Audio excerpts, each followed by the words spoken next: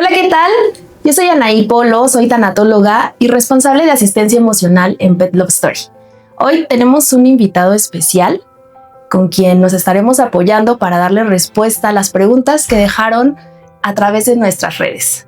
Hola Osvaldo, ¿cómo estás? Anaí, muy agradecido por la invitación. Muchísimas gracias. No, gracias a ti. Oye, ayúdanos para que te conozcan un poquito nuestros seguidores. ¿Quién eres tú? ¿Dónde te encuentran? Claro. Mi nombre es Osvaldo Loera, soy tanatólogo y fundador de Todos los Duelos Importan. Me dedico a acompañar a personas, parejas, familias y comunidades en duelos, por todo tipo de duelos, tanto por la muerte de un ser querido, separaciones, términos de relaciones, etc. Y para mí es un honor estar aquí para poder conversar al respecto. Muchísimas gracias. Bueno, pues comenzamos.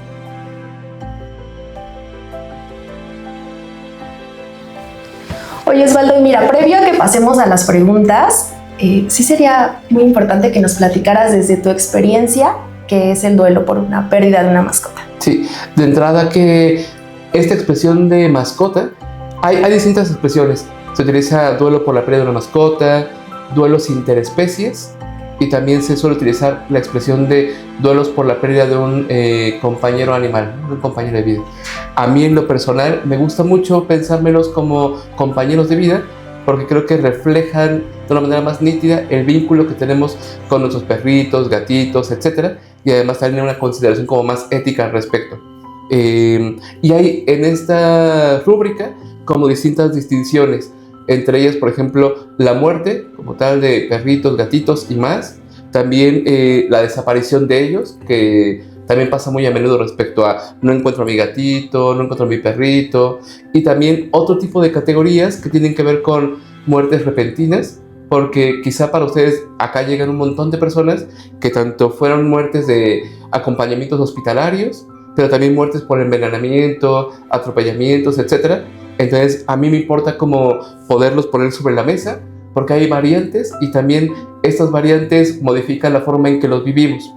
Dicho también sea de paso que este tipo de duelos, los duelos por la pérdida de un animal de compañía, entran dentro de una categoría que es la de los duelos desautorizados. A diferencia de la muerte de un ser humano, en donde hay rituales y toda una comprensión y un acompañamiento social al respecto, las pérdidas de un perrito, de un gatito, aún a estas alturas, siguen contando con poco reconocimiento social y suelen ser muy invalidadas, ¿no? Respecto a cómo es que te pones así, si solamente era un perro, si solamente era un gato, etc. Y justo a mí me parece por ello bien valioso poder tener estas conversaciones, porque es una manera también como de señalar y visibilizar la importancia de esos vínculos y sus pérdidas. Exacto, qué importante abrir espacios en donde se reconozca no solamente la pérdida, sino la experiencia que está viviendo cada persona, ¿no? En relación justo a cómo sucedió, no solamente la historia al final, sino todo lo que hubo antes, ¿no? Me encanta que utilices este término de decido nombrarlos como compañeros de vida, sí, ¿no? Porque nos está hablando precisamente de todo lo que pudieron compartir en esa historia y que además de no abrir estos espacios, pues estaríamos dejando muy de lado el acompañamiento a alguna persona que en ese momento esté sintiendo mucho dolor, ¿no? Y que afuera pueda no sentir un respaldo o un cobijo o una mano, ¿no? de ayuda, de te entiendo y quiero estar contigo. Claro, además de que afortunadamente cada vez son más o somos más las personas que reconocemos estos vínculos. Nuestras familias también van cambiando. Ahora somos familias más pequeñas y en esas familias, como por decirlo de algún modo, familias multiespecie, ¿no? Como mi pareja, yo, nuestra gatita y demás. Y esto también conlleva a reconocer que son parte de nuestra familia. No es como un accesorio adicional, sino son parte de nuestra familia y justo por ello requieren también de nuestra comprensión, nuestro respeto y nuestra dignidad. Claro. Oye, pues, si te parece, te voy a ir compartiendo las preguntas que llegaron. Vamos a ir dándole respuesta a la mayoría de las preguntas. Nos llegaron bastantes, entonces aprovecharemos este espacio, este tiempo para que podamos irle dando respuesta a cada una de ellas.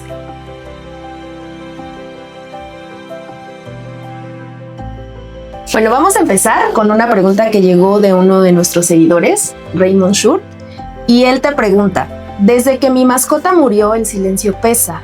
¿Cómo se aprende a habitar una casa que ya no se siente igual?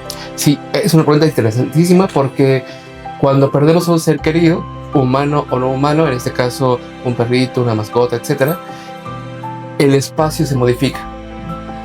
A mí me importa mucho esto porque los duelos también tienen que ver con los territorios que hemos compartido con ellos y con quienes hemos vivido.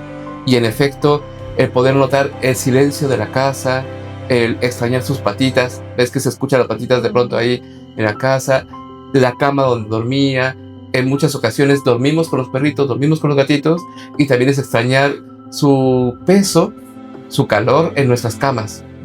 Y entonces a mí me importa mucho como invitarnos a poder reconocer estas ausencias, más que invitarles al remodela o cambia, que sería como un dejar de lado esas sensaciones. Más bien familiaricémonos con ellas, porque es una forma de reconocer su ausencia, pero también su ausencia presente. Es decir, a mí me gustaría aprovechar este espacio, esta conversación, como para invitarnos a reconocer que la ausencia no significa que desaparezca o una no existencia, sino que la ausencia de nuestros seres queridos y nuestros perritos y gatitos son también una forma en que se presentan, ¿no? Y entonces lo que quiero decir con esto es que notar su ausencia, la ausencia del sonido de sus ladridos, sus maullidos y demás, es una forma de reconocer que forman parte de nuestra vida y que hay una historia ahí, un vínculo que, aunque no se ve, seguimos sintiéndolo.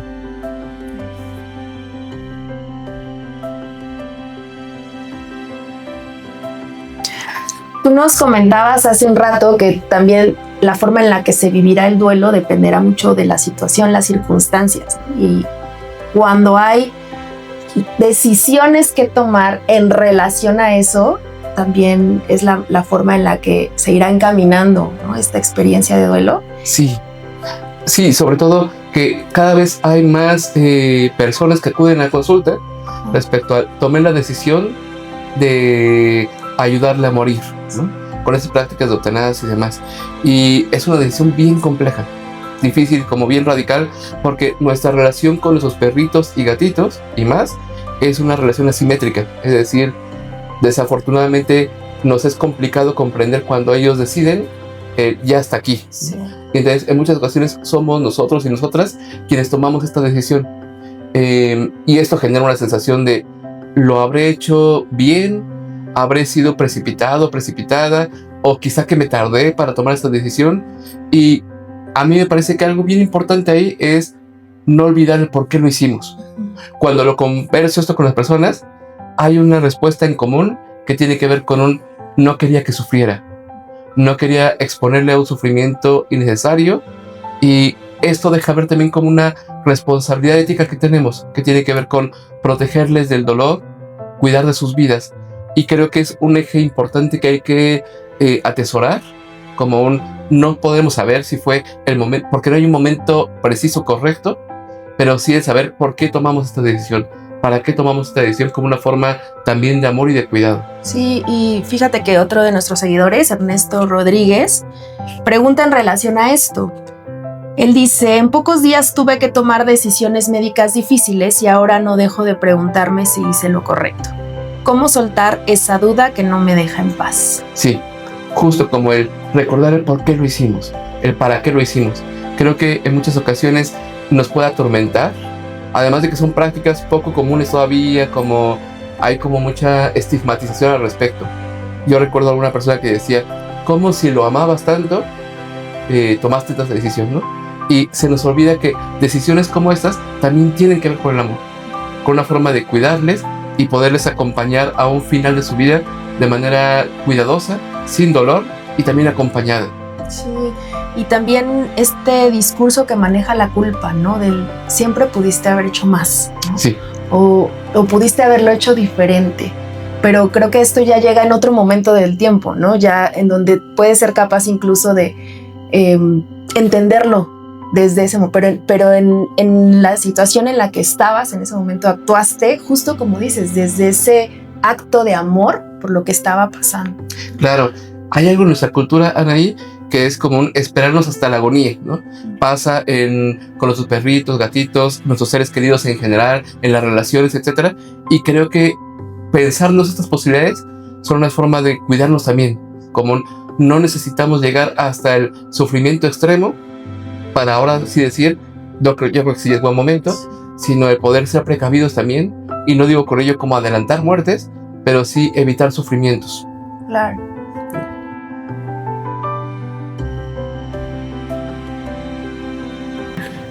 Oye, fíjate, hay que tocar un poco también el cómo sí el duelo se vive desde lo individual, pero también desde lo compartido, desde lo colectivo. Y tocando esta importancia de la presencia de las mascotas en la familia, ¿no? A veces pareciera que solo va a afectar a esa persona con quien había directamente ese vínculo, ¿no? Pero la realidad es que ahora mirándolo, ¿no? Desde estas nuevas estructuras familiares, pues para cada uno de los integrantes de la familia representará algo distinto. Entonces nos llega una pregunta de Eric Bloom y él dice: ¿cómo vivir el duelo en la familia cuando todos sienten diferente? No sé cómo acompañarlos cuando yo mismo estoy roto. Es una pregunta muy linda, ¿no? Porque en efecto, por un lado, deja ver que nuestros vínculos con los perritos, gatitos y más en una familia son distintos para cada integrante, ¿no? Tenemos pautas distintas, juegos distintos, etc. Y es esperable que, aunque estamos viviendo un duelo compartido, al mismo tiempo es un duelo diverso, en donde a cada una de las personas le significa algo distinto y le duele de maneras distintas también. Entonces, más que querer o invitarnos a hacerlo homogéneo, a mí me interesa más como el poder crear espacios diversos, en donde el dolor de uno no se encime al dolor del otro, sino que el dolor de uno sea tan escuchado y acompañado como el dolor del otro, aun cuando sean distintos. Y esto que comenta su seguidor, también es como una pregunta bien frecuente, como ¿cómo puedo acompañar a mis hijos, a mis hijas, cuando yo estoy roto o rota? Y que sepan las personas que no están obligadas a tener una entereza o fortaleza para poder brindar su corazón, ¿no? Porque también el dolor de nuestro corazón, desde ahí podemos acompañar. En muchas ocasiones padres y madres de familia se llegan como a ocultar las lágrimas, ¿no? Como que no me vea llorando, mi hija o mi hijo me requiere estando fuerte, etc. Y es un mito tremendo. Más bien creo que justo poder compartir nuestra vulnerabilidad, hacer de la familia una comunidad donde también sostenga el dolor, es muy valioso, muy enriquecedor, porque también es una forma de darles el mensaje a nuestras hijas e hijos de esto nos duele a todos, a todas las personas, y eso no nos hace débiles ni nos hace personas deficientes, sino al contrario nos hace humanos. Sí, no, esto no nos resta habilidades o capacidades para sostener, para acompañar. Me encanta que digas esto desde el dolor. También podemos acompañar, ¿no? También podemos estar ahí. Oye, y aquí yo creo que sí es bien importante también hablar sobre esta pregunta frecuente. ¿Cómo lo llevamos hacia los niños? ¿Cómo los integramos a esto? ¿Cómo los acompañamos? O incluso cómo les compartimos la noticia o cómo les dejamos saber lo que está pasando aquí en la familia. Sí, hay una forma como que vimos en muchas películas y series de hace unos 20, 30 años, en donde había como muy habitualmente ese tema de sustituir, ¿no? Como de murió nuestro gatito y le traigo otro, ¿no? Y que tiene que ver mucho con estas ganas de entre menos lo sienta mi hijo, mi hija, entre menos llore, mucho mejor. Al contrario, creo que los niños y las niñas merecen la oportunidad de contactar con el dolor de manera segura y acompañada, y creo que nuestro rol tiene que ver con poder estar atentos y escuchar a los niños y niñas con sus propios términos, más que ser los adultos quienes digamos lo tienes que vivir de esta manera, ponernos a su alcance para preguntarnos tú cómo lo estás viviendo, tú qué necesitas, tú qué estás sintiendo, tú cómo lo extrañas, tú cómo lo recuerdas, como una manera también de devolverles su capacidad de agencia, y que sean las niñas, los niños y adolescentes quienes también puedan tener un rol más protagónico respecto a sus propios duelos. Oye, platícanos un poco desde tu experiencia, algo que también es muy habitual que se pregunta. ¿Cómo se vive un duelo? ¿Cuánto tiempo dura un duelo? ¿En qué momento tengo que comenzar a preocuparme? ¿O cómo sé que voy bien? ¿No? Preguntas que en lo personal pues creo que son pues muy subjetivas, ¿no? Yo Sí. normalmente le digo, ¿bien para quién? Claro, bien subjetivas y también como muy atravesadas por mitos, ¿no? Hace unos días hice un tríptico al respecto, como los mitos más frecuentes respecto al duelo, y entre ellos se encuentran esas cuestiones que planteas acerca de creemos que hay un cierre o un término definitivo de los duelos. Y yo llevo 14 años acompañando a personas y en este tiempo lo que yo he atestiguado es que los duelos nos acompañan por el resto de nuestra vida. No significa por ello que siempre estemos sufriendo o siempre estemos llorando, sino más bien lo que quiero decir es que los duelos forman parte de nuestra historia. Y entonces es muy esperable que si a una persona se le pregunta, oye, ¿te acuerdas de tu perrito en tu infancia? Por supuesto que vengan emociones, recuerdos y demás, y eso no significa que hay un retroceso o que haya algo que no lo trabajó en su momento. Es parte de nuestra vida. Entonces sirva esto como para comentar, no hay un fin y eso no significa que sea algo malo. Al contrario, más bien invitarnos a poder como integrar estas ausencias en nuestra vida y poder darle un lugar digno en nuestras historias, ¿no? Por otro lado, también como es también valioso como pensarnos los duelos como historias a las cuales podemos escuchar. Se comentaba un poco respecto a qué pasa si estoy cansada, cansado, no tengo ánimos y demás. Y a mí me importa eso porque en nuestra cultura estamos como muy presionadas y presionados las personas para rendir, producir, etc. Y también los duelos son un recordatorio de los momentos en que necesitamos ciertas pausas. Una pregunta que yo hago frecuentemente en terapia tiene que ver con ¿qué te está diciendo tu duelo respecto a lo que necesitas? Y entonces escucho bien a menudo como quizá que ahora necesito menos estímulos, quizá que ahora necesito como menos estar como rodeado de muchas personas y más un momento de pausa, de intentar asimilarlo, de comprender lo que pasó. Y a mí me parece como bien potente eso, hacernos una pausa dentro de una sociedad que nos exige tanta prisa y tanto movimiento. Sí. Oye, mira, otra seguidora, Bere Sesgueda, te pregunta, ¿cuándo el duelo es normal y cuándo es momento de pedir ayuda profesional? Hay días en los que no tengo energía para nada. Claro, a veces también se piensa que hay que ir a terapia o hay que ir con un tanatólogo o tanatóloga porque tú no estás pudiendo hacerlo, ¿no? Y a mí me parece como peligrosa esta línea porque creo que acudir con una tanatóloga, tanatólogo, acudir con un sacerdote, acudir con amigas y amigos, tiene que ver más bien con los estilos propios de las personas. Es decir, no creería que todas las personas deban ir con un tanatólogo. Más bien la pregunta es, ¿con qué recursos nos viene bien acompañarnos? Hay quienes vienen muy bien, por ejemplo, el tema del arte, como el tema de la fotografía, la pintura, la escritura. Ahorita que comento esto me recordó a una mujer que conozco que escribió un libro a partir de la muerte de su perrito, por ejemplo, ¿no? Entonces pensemos que la tanatología es una opción entre muchas otras y más bien la pregunta sería, ¿yo qué necesito? Más bien que cuándo tengo que ir por el tanatólogo o tanatóloga, ¿yo qué necesito para responder a mis propias necesidades? Creo que eso puede ser una pregunta eje que nos permite ver cuáles de las posibilidades vienen bien con mi estilo de vida, con mis creencias también y con mis convicciones y valores y podernos acercar a los espacios que necesitamos cuando los necesitemos. Sí. Y aquí me es importante también dejarles saber que parte de lo que se trabaja dentro del programa de asistencia emocional es ofrecer estos otros recursos a través de pláticas, de grupos de acompañamiento, de este material que se está elaborando, que se está poniendo a su alcance, porque sabemos que cada quien va a requerir de algo diferente o cada recurso que se pueda poner a su disposición tendrá, ¿no?, para cada uno de las personas pues un significado distinto, ¿no? Entonces, aquí nada más como a manera de comercial, ¿no?, dejarles saber que también tenemos grupos de acompañamiento emocional que son gratuitos, en donde precisamente abrimos espacios donde existirá esta comunidad que podrán compartir desde su experiencia cómo están viviendo esto.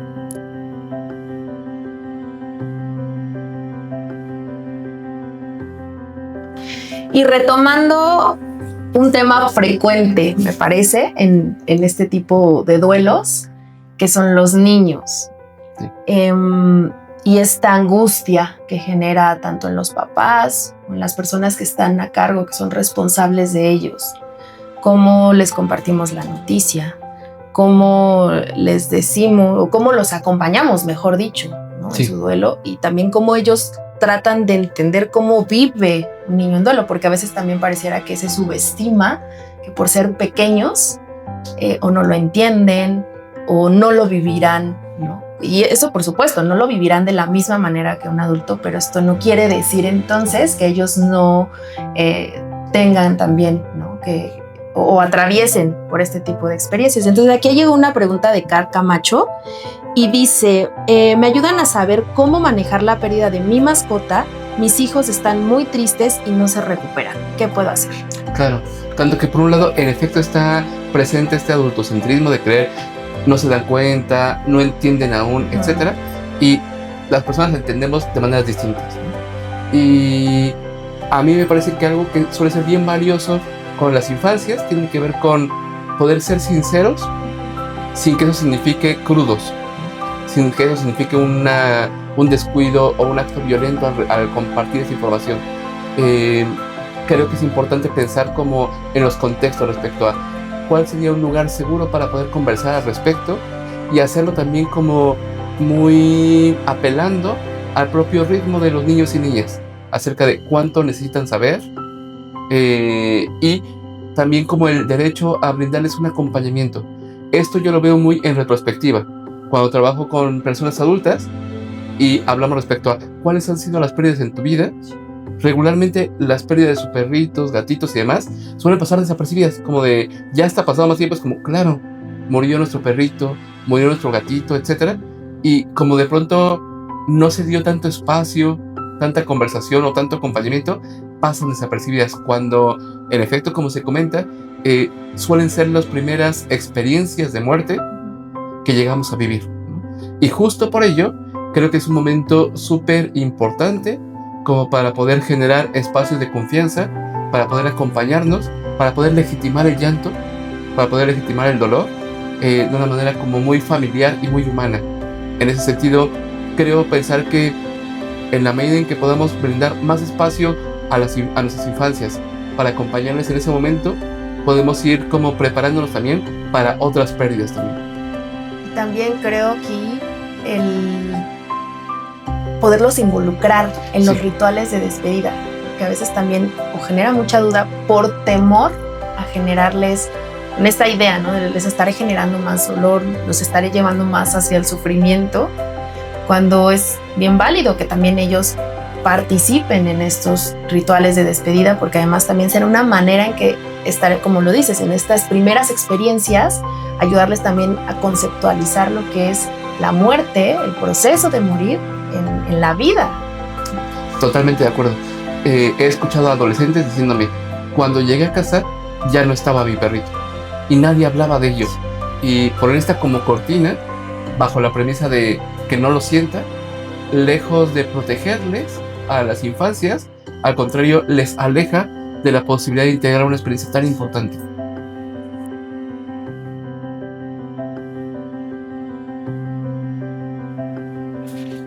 Y tenemos una pregunta más de Enrique Vega. Él dice, sueño que mi gato llamado Bigotes sigue conmigo y al despertar recuerdo que ya no está. ¿Qué significan estos sueños dentro de los procesos de duelo? Sí, además de que es un nombre bellísimo, Bigotes. Sí.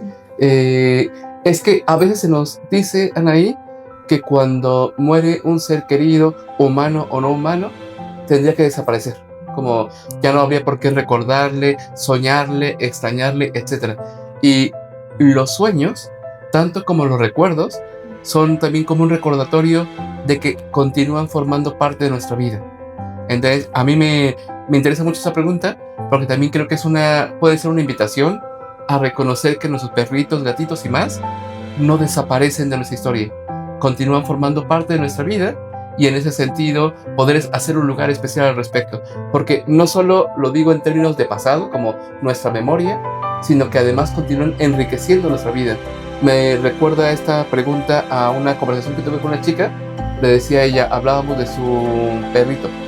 Yo le preguntaba, ¿cómo era que él te miraba a ti. Cuando te miraba, ¿qué te imaginas tú que él miraba en ti? Ella me decía, es que creo que veía a una mujer fuerte, a una mujer segura, que siempre le cuidó. Y yo le preguntaba de qué manera, esta manera en que tu perrito te miraba, podría continuar contribuyendo tu vida en este momento. ¿Cómo sería mirarte con los ojos de tu perrito en este momento de tu vida? Lo que quiero decir con esto es que no es algo que se quede en el pasado, sino podemos invitarles a que continúen enriqueciendo nuestra vida, y eso me parece súper potente. Y también es, no sé, imaginarlo como estos lugares donde te encuentras, ¿no?, con ellos, lugares de encuentro que a lo mejor al inicio existe esta angustia de dónde estás, ¿no? Porque al final mucho lo que se vive al inicio es quererlos encontrar de la misma forma en la que ya nos acompañábamos, ¿no? Entonces, en lo que vamos encontrando esta nueva forma de conexión, existirá esta angustia de búsqueda. Los sueños pueden ser estos lugares, o los recuerdos, estos lugares de encuentro. Sí, están en nuestros sueños, están en nuestros espacios de casa, están en los lugares donde fuimos acompañados de ellos, ellas, están por supuesto en las urnas, están en nuestras historias, en nuestras esperanzas. Como no creamos que solamente, además de las cenizas, ¿no?, que solo están ahí, ¿no?, sino que nos acompañan en todas partes y durante toda nuestra vida. Otro tema súper importante de conversar. ¿Qué sucede? ¿Qué hacemos con sus cosas? ¿No? Que también es algo que supongo que te han de preguntar bastante. Sí. Y he escuchado diversas respuestas al respecto. Desde quienes las tienen guardadas en el closet, desde quienes se deshacen de ellas, y también de quienes las heredan. Por ejemplo, en el caso de mi pareja y yo con las cosas de Simbo, se llama nuestro perrito, muchas de ellas se las heredamos a nuestra gatita, que llegó un año después. Y entonces le presentamos el muñequito, la mochila transportadora, ahora la utiliza nuestra gatita. Entonces, a donde voy con esto es que los duelos también tienen que ver con la materialidad. Y en las cosas, en los objetos, en la cama, en su platito para el agua, croquetas, su correíta, etc., también hay historias y hay partes de ellos y ellas. Entonces, a mí me importa también como poder dar reconocimiento a la materialidad de nuestros afectos, porque también tiene mucha potencia. Pienso que poder obsequiar, una amiga hace un par de meses me regaló el cepillo de su perrito que había recientemente muerto, ¿no? Y para mí fue un gesto bien bello, porque es como esto es parte de mi perrito y él y yo te lo obsequiamos a ti ahora. Y también creo que puede enriquecer los vínculos comunitarios en el duelo, porque creo que es muy triste cuando lo vivimos en soledad. Poder compartir objetos también es una forma de decir, esto es de nosotros y ahora puede serte de utilidad, y como una forma de propagar no solo la memoria, sino también el amor. Me hiciste recordar un video que vi hace un tiempo, que igual muere la mascota, era un perrito, y lo que deciden hacer es llevar todos sus juguetes a un parque donde está habitualmente la zona, ¿no?, para donde corran, y colocaron la cajita con todos los juguetitos con un letrero que decía que eran de parte de él.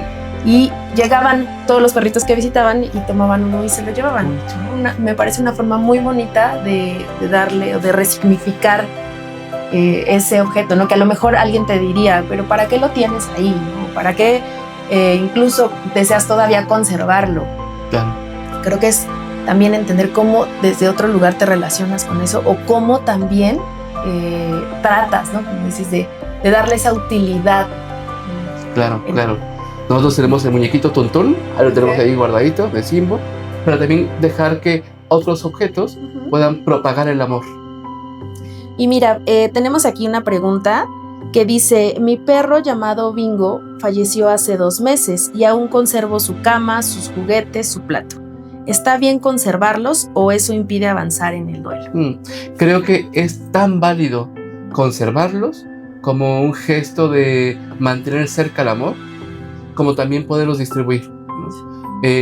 A veces en nuestra cultura hay como ciertos reclamos respecto a por qué todavía tienes su camita, las cenizas, tendrías que ya deshacerte de ellos, ¿no? Y creo que para cada persona es distinto y que necesitamos recobrar el derecho a elegir un duelo propio respecto al yo prefiero tenerlo conmigo y esto lo puedo regalar y obsequiar y transmitir a otras personas. Entonces, siéntanse completamente libres al respecto.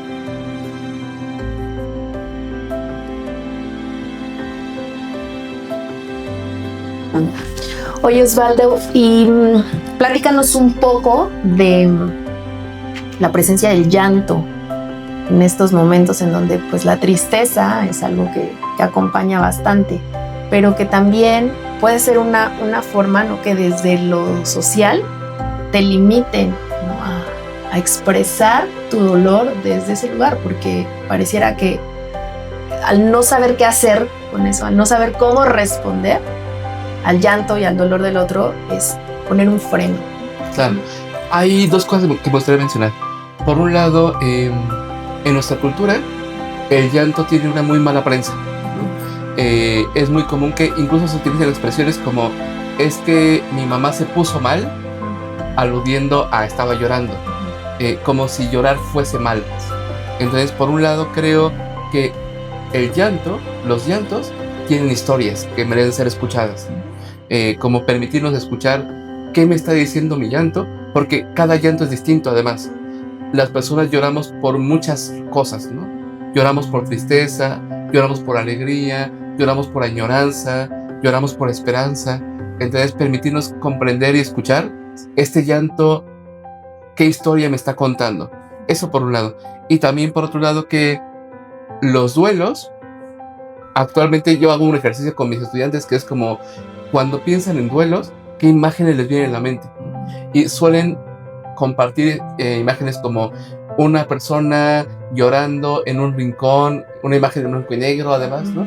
Y pasa que también el llanto es la única historia del duelo, como la historia que más se comenta al respecto, y no solo los duelos se manifiestan, se expresan a través del llanto, así como esta expresión de los lenguajes del amor, tendremos que hablar de los lenguajes del duelo.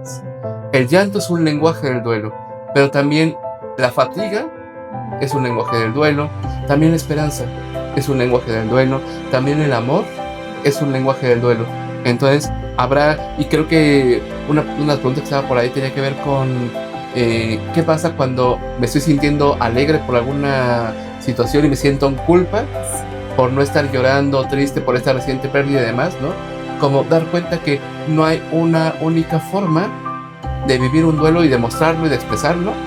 También pienso en las personas que dicen, después de un año, después de 2 años, me estoy dando la oportunidad de adoptar un perrito. También tiene que ver con ello, porque los duelos no solamente son dolor, los duelos también son transformaciones en nosotras y nosotros. Y, por ejemplo, adoptar un nuevo perrito también tiene que ver con hacerle un lugar en nuestro corazón a una nueva vida. Entonces, ni creamos que el llanto es la única forma, porque también reírnos después de un largo tiempo es parte de reconocer esto lo estoy viviendo y expresando de una manera distinta ahora. Yo lo llamo que en medio del dolor también hay lugar para la alegría. Claro. También hay un espacio para conectar con la alegría, porque también viene desde esa historia, ¿no? Y mira, viene aquí una pregunta que dice, siento que si dejo de llorar, lo voy a olvidar. ¿Cómo honrar su recuerdo sin vivir desde él? Sí, déjeme decirlo con una generalidad respecto a, aunque dejemos de llorar, no olvidaremos a los seres vivos que hemos amado. Así que, porque a veces pasa este tema como de, capaz de que si deja de dolerme, va a desaparecer o lo voy a olvidar. Y seguimos recordando, ¿no? Porque forman parte de nuestra historia. Y el dolor no es la única forma de recordarles. También podemos recordarles desde toda la alegría que nos compartieron, todo el amor que nos compartieron.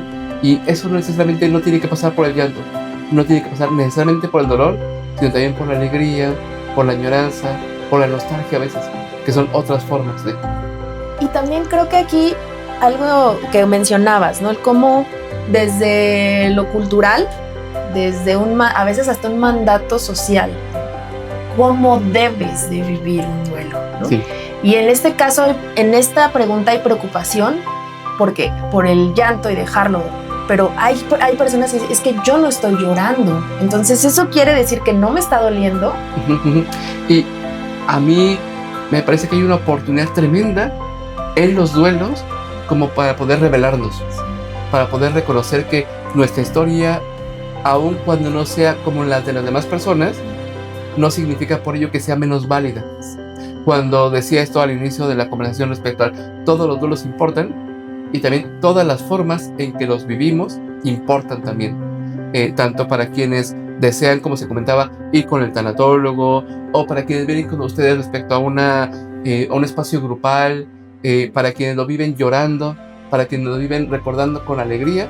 Todas las formas son completamente válidas, y poderlas compartir, reconocer y visibilizar son también una forma como de apropiación, de vivir un duelo propio y no un duelo de cómo se nos dicta que debemos vivirlo.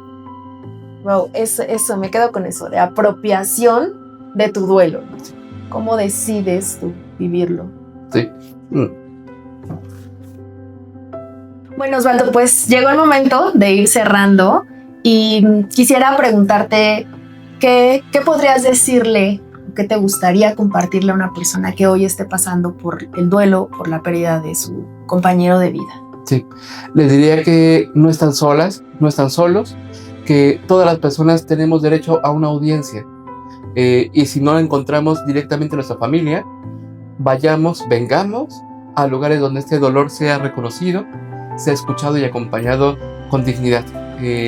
Creo en el valor de la audiencia, creo en el valor de no necesitar vivirlo en soledad y en aislamiento, sobre todo en duelos tan específicos como lo es la pérdida de un compañero de vida, que está como atravesado por estigmatización, silencio, etc. Justo por ello merecemos una audiencia compasiva. Vayamos y busquemos esa audiencia en espacios como el que ustedes van como construyendo y tienen como el trabajo grupal y demás, pero también con amistades, como amistades quienes han compartido este dolor, porque es un lugar digno donde poder recordar. Así que un poco por ahí. Pues muchísimas gracias, no nada más por el tiempo, sino por esta información tan valiosa que nos compartes hoy, que seguramente será de muchísima utilidad, no solamente para las personas que compartieron con nosotros sus dudas, sino también para quienes estén pasando por este duelo. Yo les agradezco muchísimo y los invitamos a que estén atentos de nuestras próximas actividades. Hasta la próxima.